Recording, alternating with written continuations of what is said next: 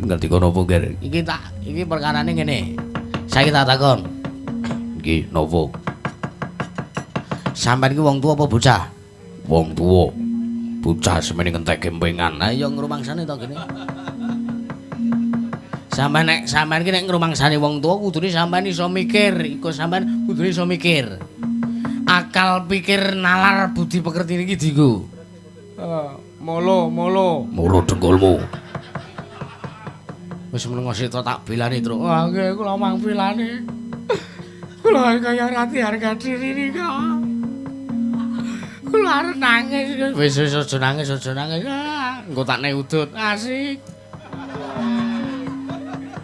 Truk kuwi ora engko tak bagae. Heeh, tegesane. Wo telek. Anu kok dikene kok nek tegesan santai wae to. Nek sampean kudune iki sampean ngrumangsani sampean ki wong tuwa, sampean ki wis gerang, sampean kudu wis udu bocah. Sampean ki kudune iso nggunakake akal nalar budi pekertine. Kudu iso mbedakake endi sing pancen kudu dilabuhi, endi sing ora kena dilabuhi.